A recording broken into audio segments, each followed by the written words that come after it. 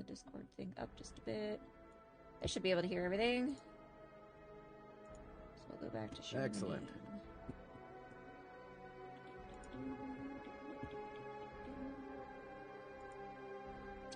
So yeah, if you want to like introduce yourself and stuff. Oh, hello everybody. My name is Albie Robles. I am a voice actor. I do production sound, location sound mixing, and I am the creator and host of the Scare Me podcast. Welcome. I mean, welcome, and I am. Go ahead. And I am BluWind, the lead developer of Wrath of Mynah. Oh, Discord even puts a little video of you in the corner. Man, how do I adjust this? That's Discord? neat. I've never seen it do that before. Oh, I don't know. It's not going to tell me. All right, he's very tiny. He's very tiny and in the corner. It's me. That's me. Yeah. Well, I mean, seeing as how we have a voice actor here, I'm assuming you voiced some roles in the game. Yes. If BluWind, if you want to talk a little about the game and I guess my involvement there. Yeah, so I had a few questions written down here, but I'll start by introducing the game. There's been a little bit of gameplay so far. It's a pretty classic style of RPG, and we have a few of these animated sequences with voice acting. We had Oliver Hetherington voice General Zed Oram for a few bits there. And then here with us today, we have Albie Robles, who voices the main boss at the end of the game, King Mynah Smith the Ninth. Ooh, royalty. So my first... Oh, wait, what were you saying, Albie? Oh, I was just saying that it was a lot of fun. I love to play bad guys. I'm very friendly and very polite in real life, but I play some real scumbags. So our first question here was, what caused your interest in a small project like Wrath of Mynah? You maybe want to... Okay, well, before we get to that, the ad break had started. So I just want to make sure that people can actually hear the questions and the answers. I see. All right. Okay. Now, I've got the Twitch pulled up on my phone here, and it is on my phone at least over here. It is the ad break has ended. Yes, it does look like everybody has finished, so you can go ahead now. So the question was, why did I show interest in a smaller game, like a smaller project? And it's something I do on occasion, and the reason is, when I was first starting out in voice acting, and I wanted so badly to be included in something, and people were nice enough to give me certain roles in certain projects, even though I was new, even though I didn't quite have the equipment yet, and now I have all that, so part of it is feeling like giving back and doing something for someone the way someone did for me, but it's also developing relationships, because people who are starting out now aren't always going to be new, and you never know what they'll be working on, and I like to develop relationships. It's not so much as what can they do for me, as it is I like to build relationships with people that are developing their smaller projects. Just some of these projects are great and they look really good, and I've got a video game reel up on YouTube that looks pretty good, and a lot of those are games that were done for free or for very little. Because I love working on games. It's a lot of fun. And so with voiceover work, sometimes there's a lot of it and sometimes there's not. And whenever I'm not tied up with bigger projects, I like to keep doing stuff because I like to do stuff. So sometimes I will help out with these smaller projects, and it's they're just a lot of fun to do. Very nice. Well, thank you so much for working with us. Your monologue is definitely a highlight in the game. Everyone loves it. And we just really appreciate your work and your giving back to the community there. It's awesome to hear. I always love hearing feedback on my work. There's a big game that I am a part of that's not out yet and I can't talk about yet, but some of the game footage has been released, and I'm in that game footage. My voice is in that footage. and I have seen comments about online about this character that some people are already really liking this character, and it feels really cool to see that. But at the same time, it's frustrating to not be able to go, "Hey, that's me." Yeah. So, it's a lot of fun. They won't even let you say it's you, even though they've released game footage. No, because that's NDA and all that. But I'm excited about it. It's probably the biggest role. It's the biggest role in a game I've ever had, and or the biggest game I've had a role in rather. So I'm excited for it to be released, but I don't know when that will be. Very nice. Whenever you are allowed to talk about it, we'd love to hear more and promote it through our channels here. Oh, absolutely, absolutely. I will say you guys have probably been seeing ads for it. It's being marketed pretty heavily. So I gotta search for this now. Yeah, you might see it. You might see it. Okay. Now that his voice has appeared on my stream, I'm sure I'll start getting targeted YouTube ads in like a day. Possibly. Yeah, they have their AI scanning everything. Yeah. That would be interesting if it had that effect. If it was that, if it could detect that, I would be impressed. I mean, I get some scary targeted ads on YouTube sometimes, so. I'll tell you one I had. The scariest one I ever had is I went to our neighbor's party for their birthday party for their kid. They had there a snack that I hadn't had since I was in high school, decades ago. And so I was having the snack and thinking, oh, these are good. I'd forgotten about these. I didn't say anything about them to anyone. I didn't mention them by name. I just had it in my hand. I didn't have my phone out. It was in my pocket. But later, when I took my phone out of my pocket, I opened up Facebook, and the first ad was for that specific snack with that specific packaging. Oh.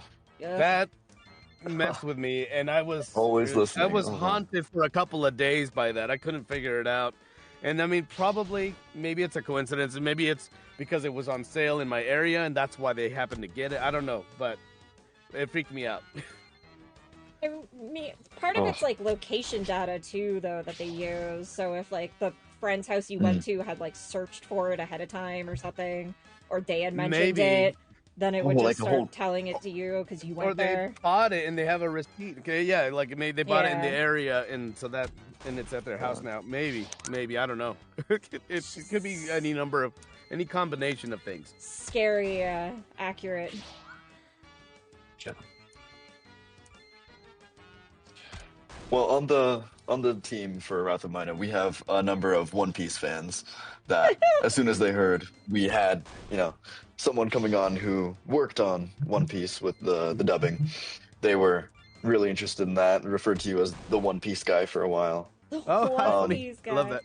Not even like character names or anything, just the One Piece guy. Well, I don't have character names. So my work on One Piece was it's been a few of the nameless characters, that run on and say like uh-oh or what's going on? What they'll say one thing. I feel like there has to be an interview with Oda where he named those characters anyway, though. I would like IMDb if one of them had a name. Yeah, IMDb has you listed as Boss Pirate and other various, so there's Boss Pirate in there. Well, there is that, but that's the name that I put in because I didn't want to put in additional voices. I put that in because I've seen what that guy is, and I know what he is, and so I kind of came up with that entry, and that's what ended up being on IMDb and what ended up being on like the anime One Piece wiki. But that comes from me wanting them to have a name. So. Some of them have been just a little kill sounds, and then some have had like one or two lines, and then I've had a little handful of like where they have more to say, little paragraphs and whatnot, or it's a dialogue. I think most noticeable in episode 916 that there's a whole conversation I have when in Wano when he's feeding a fish, a poisoned fish to a mysterious creature that's locked up. And I'm asking questions about it, like why do we have to poison the fish? Why are we giving this to it? Why do we have to take out the bones? And that ends up leading to a whole problem down the line. And so I was that guy that got to do that. And then I think in 1080, I had a really fun part is they're showing the red-haired pirates, and for some reason there's a gorilla mink with them who is talking about how scared he is of Luffy because Luffy sounds like some kind of scary monkey monster.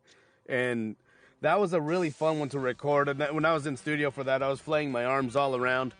And after recording that paragraph, somebody was complimenting me on it. And then I realized I am doing Nixon for this monkey. I'm just realizing this monkey is Richard Nixon. That's the voice I was doing without realizing it. Literally what I was doing earlier. So much talk about Nixon on this stream, yeah. Yeah, no, that was me. There is a video. Oh, that's funny. There's a video on my YouTube and on my TikTok that shows just kind of some of the. I took some of these little bits that I did and put them all together into like a minute or minute and a half long video, where you can see some of those clips of some of these One Piece characters. Oh, like a whole reel with all of it? Yeah, it's just like a reel with just a handful of characters, one after the other that I did. I will say that it's unfortunate that today's the first day in like months that I haven't worn my One Piece hat on stream.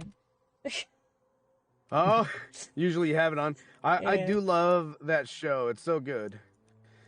I mean, it's my favorite. I grew up reading it. I grew up watching it. See, it's so crazy because it's like newer to me because it was just I didn't watch it. I liked some of the older anime when I was in high school. Like Akira came out at that time, and that was my first anime, and it was an unbelievable movie. I still think it is, but then I wasn't into it for many years. And I still wasn't when I got to be in One Piece for the first time, but I didn't want to check it out because of how long it was. It seemed like a real, like, oh, this is such a dredge. It's so long. That's everyone's problem. But then the live action one came out. Oh, yeah. Well, when the live action one came out, I asked my sons, hey, you guys want to watch this with me? Because that way we can kind of know what the story's about. And we don't have to commit to like 1,000 episodes. And they said, sure, so we watched it.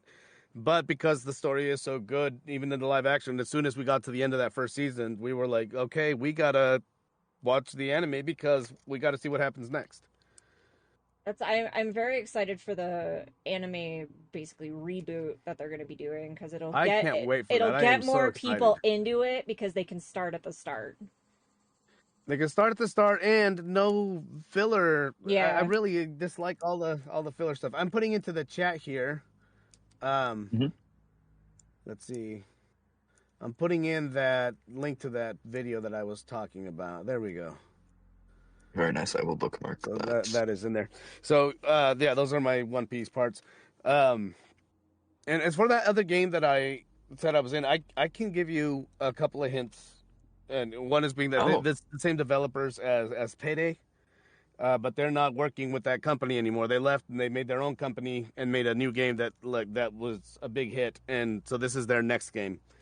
And that's kind of saying it without saying it, but that's enough information to find out what it is. Okay, yeah, I think I found it in one search here. I will look into this though. Yeah. I will feign ignorance. It's gonna be cool. It's a cool. It looks like a really cool game. I'm excited about it.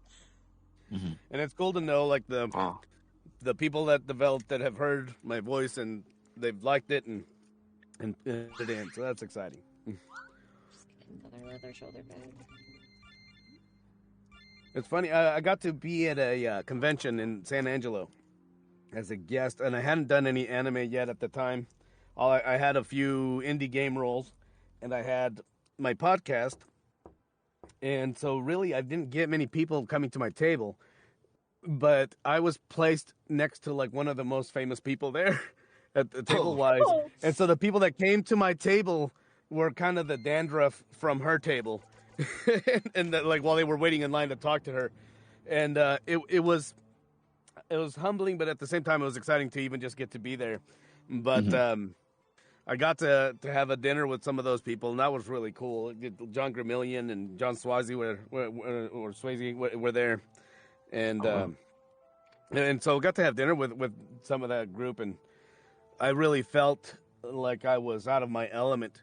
So it's one of those things where you hear about what they call imposter syndrome, and like that was at its fullest. I never felt it more than that day, but it also never fully goes away. Even when you get to work on cool stuff, I always feel kind of inadequate at it, and I always feel kind of like, oh well, I've gotten to do some cool stuff, but I haven't done as much as this person has or this person has, and then I have to kind of shake it out of my head. But I also use that to fuel me performance wise, because when you're feeling kind of inadequate, you try a lot harder, and I also get some comfort that I've heard people in interviews. I've heard Gary Oldman and Alfred Molina both talk about that. I remember Alfred Molina saying, "Every day I go on set, I go thinking this is the day I'm gonna get found out. They're gonna find out that I don't know what I'm doing, and that I'm not that good." And I mean, those are just two of the best actors I've ever seen on screen. So it really is a pretty common feeling for creatives to, and I always spread that story in case there are other creatives out there that have that kind of worry, that to let it drive you instead of let it hold you back. That's really good. I do feel Channeling like the insecurity into something positive there. I do feel like it must be common to be like, this project's so cool, and like I can't possibly be cool enough to be this cool to be working on it. Absolutely. and it's weird because there is that tendency that, you know, when people ask about One Piece, you know, like instead of being like, yeah, I got to be on One Piece, because it's a huge deal. But my tendency is to go, oh yeah, but it's just, you know, it's nothing. It's just it's a little part here and there. It's not much, and that's always where my mind goes first. And I'm trying to work on that.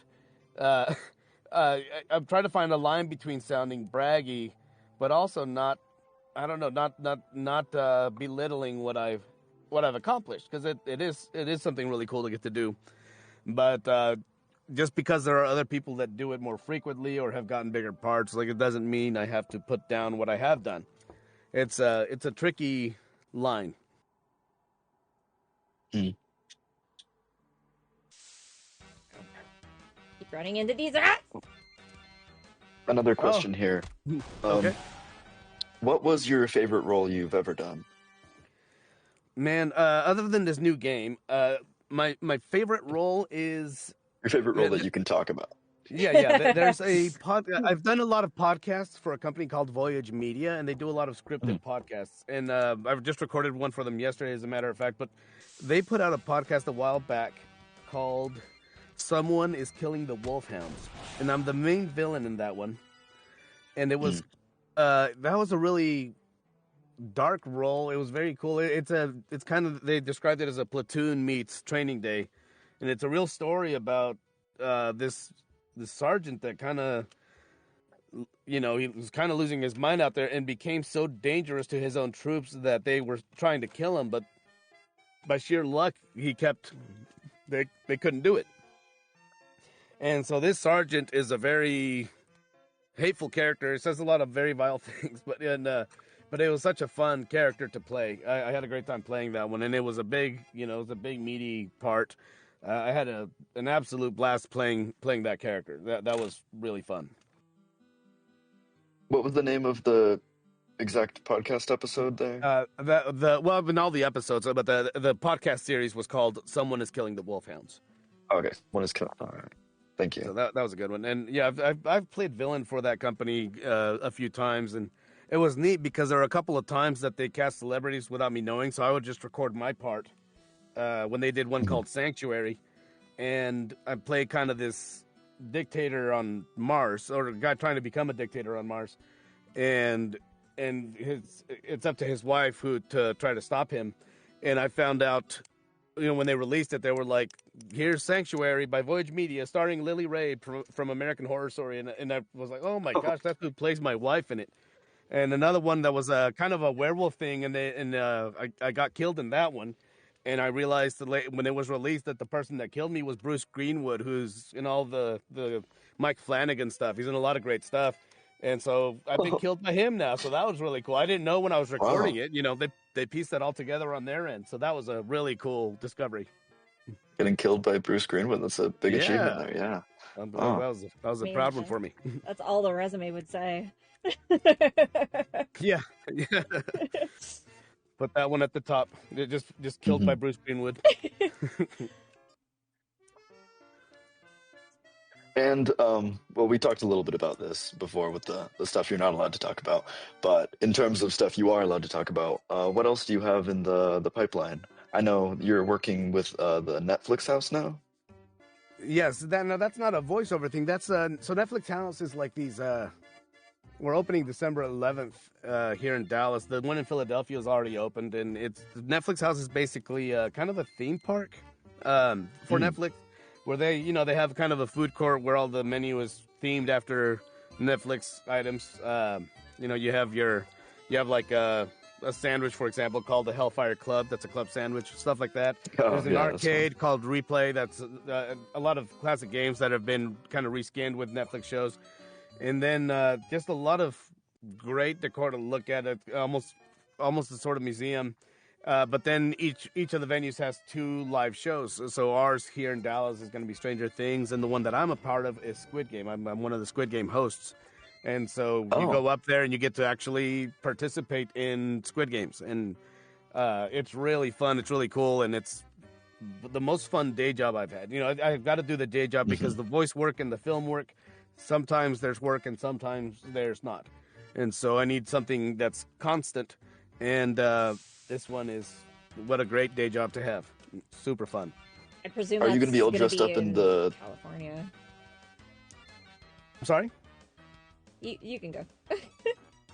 Oh, okay. Yeah. I was just asking, are you going to be all dressed up in the pink with the shape masks and all that? Or? So some of us take turns doing that, those being some of the guards and walk around and stuff. But the main job is to host. So it's a kind of a new role that wasn't in the shows, which is you're taking it's the Squid Game trials. So the story behind that is that you, as the person going through the show, you're participating to see if you're good enough to go to the Squid Game down the line. So they're testing you, and so we've got a few games set up that people go through, and we're the ones leading the way, and it's really, oh my gosh, it's so fun.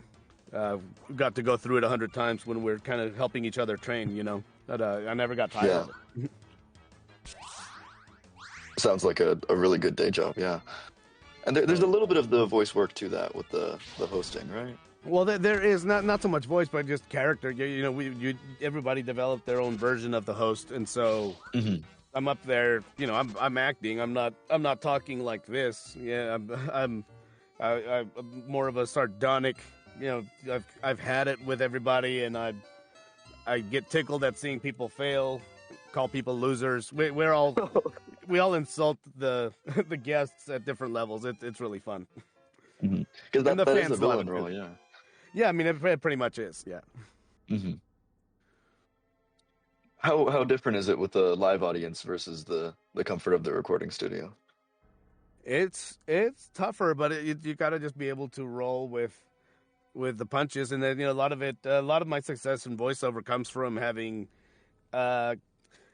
experience in improv. I took improv classes in Dallas years ago from Catherine Hart, who's a great instructor, and those skills, that's the reason I'm able to do anime.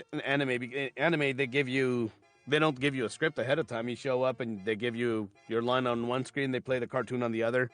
You watch once, they play it for you, and then you record the line. And so all of that cold reading and all of that improv has really come into play here, because you got to be able to respond when people say things to you, or in one case I messed up myself. I was explaining rules for rock paper scissors, and I said the wrong thing, and I've been insulting everybody at being really bad at everything and not following directions, and then I say rock beats paper, and everyone kind of froze for a second, and I went, I just said the wrong thing. You're all rubbing off on me, and that was a really fun way to play it off. So you got to just that's good. Be able that's to place smart, the pop. Love that. Any other projects you'd like to promote or talk about or anything? I am fixing to launch season 3. I've got a bunch of episodes recorded for season 3 of the Scare Me podcast, Anybody that Mhm. likes supernatural stuff, the Scare Me podcast is a podcast I started because at one point when my wife wanted me to help her start a podcast, I realized that with all the voiceover gear that I have and all the experience that I've gotten, that I knew how to put all this together and that it could be done. And I wanted a podcast, but I couldn't think of what I wanted for myself. And when somebody was telling me about a paranormal experience, and I felt those goosebumps on the back of my neck, and I thought this is the most fun for me, is this feeling of getting scared like this. I love it. And then I thought, well, that could be my podcast, is have people make me feel that way all the time. And so I have guests come on, and they'll tell me their experiences with the paranormal, or something that happened to someone they know, Uh, local urban legends from their hometown. So different, everybody comes up with different stories, and they've all been great. I really have fun with that. So it's been about a year and a half since I put out an episode, but I've got a bunch recorded that I'm fixing to start putting out here in the within the next month, I think, and that'll be season 3. So I'm very excited about that. Very nice. Yeah, we will check that out. You are available as Albie Robles' voice on most platforms, right? That's Yes, all that's right. pretty much the name I go with across the board. Mhm. So for anyone wondering, that is ALBIE ROBLES and then voice. So Correct. make sure to check him out wherever you get podcasts or socials or anything like that. Mhm. And thank you so much for joining us here today, Albie. Hey, thanks for having me. I had a great time. Thanks for hanging out. Thank you. Thank you. All right, I will let you get back to the stream then. Sure.